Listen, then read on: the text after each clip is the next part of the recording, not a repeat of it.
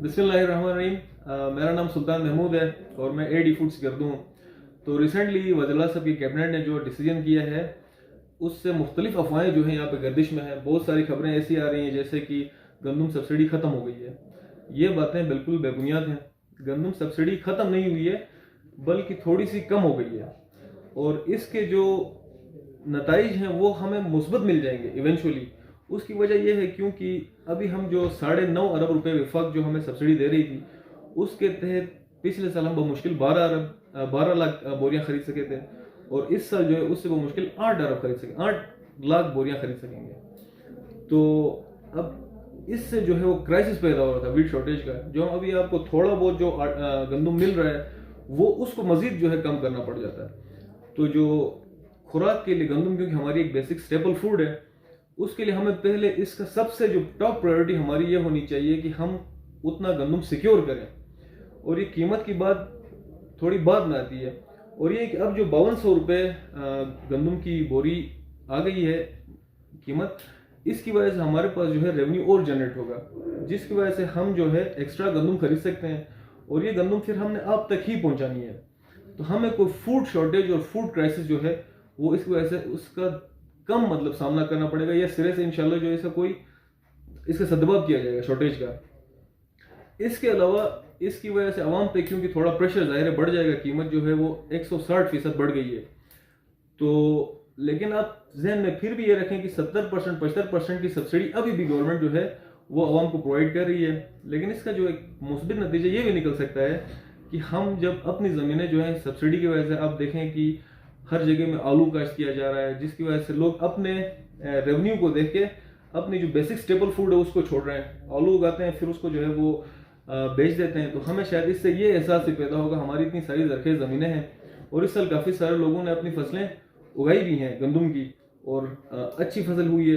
तो इसके अलावा जो है हम इस शेयर प्रेशर की वजह से हमें ये अपनी जिम्मेदारी अपने आप पे भी लेनी चाहिए कि हम कब तक जो है वो दूसरे सूबों पे जो है वो रिलाई करते रहें अपनी बेसिक एक फूड स्टेपल के लिए। हमारे पास जितनी ज़मीन की अवेलेबिलिटी है उसमें हम प्रायोरिटी पे जो है हमें गंदम काश्त करनी चाहिए। और जिस तरह वीट सपोर्ट प्राइस जो है वो दूसरे सूबों में मिलती है इसी तरह हम ये गवर्नमेंट से अवाम अपने हमारे सियासी नुमाइंदों के थ्रू ये बात हो सकती है कि यहाँ के काश्तकारों को भी गंदम जो है उगाने के लिए क्वालिटी सीड्स जो हैं वो प्रोवाइड किए जाएँ, उनको जो है वीट सपोर्ट प्राइस दी जाए। तो इससे भी हमारे बहुत सारे जो हैं वो मसले हल हो जाएंगे।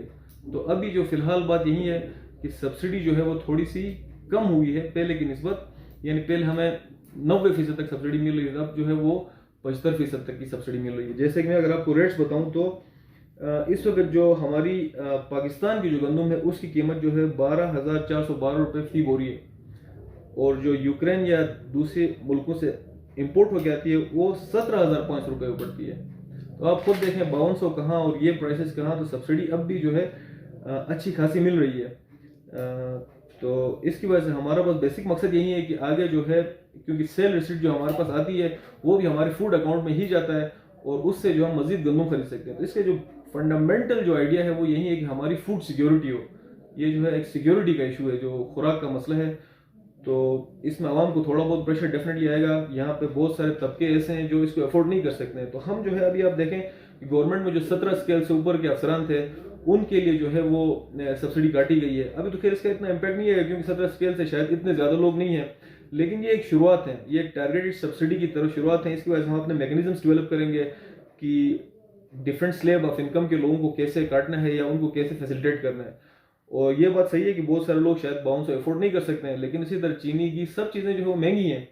तो गंदम में फिर भी कुछ ना कुछ जो है हमें क्या कहते हैं कि मदद मिल जाती है। बतौर सीएसओ सिगर्दू जो है क्योंकि मैं यहाँ पे हालात देखता हूँ, बहुत सारे लोग हमारे पास आते हैं अपनी मजबूरियाँ बताते हैं, तो हमें बड़ा अफसोस होता है कि हम अपने लोगों की उस जैसे वो आते हैं तो ये समझते हैं कि जैसे हमारे पास डिपोज हैं और हम गंदम लोगों को नहीं दे रहे हैं, हालांकि एक रियल क्राइसिस और शॉर्टेज मौजूद रहती है हमेशा। अब मेरा ख्याल है हमें अपनी ज़मीनें जो है हम आपको यही पैगाम देना चाहते हैं कि सिर्फ गवर्नमेंट के इदारों पे गंदम के लिए रिलाई ना करें।